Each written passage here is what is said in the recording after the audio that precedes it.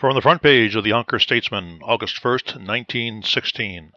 Headline: Must cover the whole system. Yonkers trolley employees intimate they will refuse proposals for partial arbitration. New York City subway and elevator employees freely admitted they expected to join the union, despite the fact that they had received unofficial information that they would receive an increase in wages within a few days. So ominous did the prospect look for a complete paralysis of the entire transportation systems of the city of New York that Mayor Mitchell, besieged by citizens, took steps yesterday to get the strikers and the railway officials together at 1 o'clock this afternoon.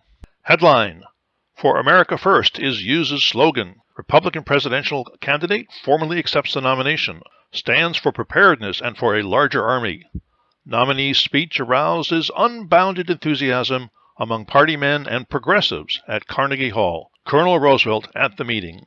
America first and America efficient. This was the keynote, this was the promise uttered by Charles E. Hughes last evening in Carnegie Hall, New York City, as he accepted from the hands of Senator Warren G. Harding and the Republican Convention's National Committee the party's commission to lead the coming battle for the presidency.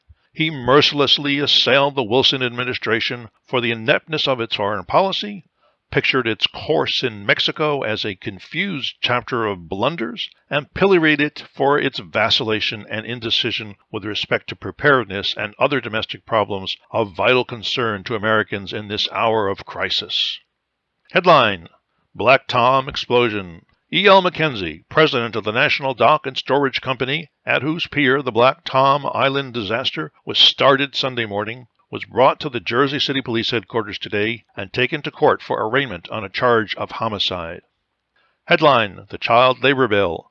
Efforts to defeat the Child Labor Bill at this session of Congress by attaching it to immigration legislation thought likely to meet a presidential veto have failed. Senate Democrats were under pledge today to postpone action on the immigration bill until next session and to vote down any attempt to add the measure to the Child Labor Bill as a rider. Headline: Teutonic Line is threatened. The Russian drive on the East Front is attaining such momentum that it threatens to wreck the entire Teutonic defensive line south of the Pinkst Marshes. 7 Zeppelins and a number of aeroplanes are said to have taken part in last night's raid on the eastern and southeastern counties of England. No report of casualties or damages has been issued. 1 Zeppelin was apparently hit by anti-aircraft guns. And that's the news from Yonkers 100 years ago today.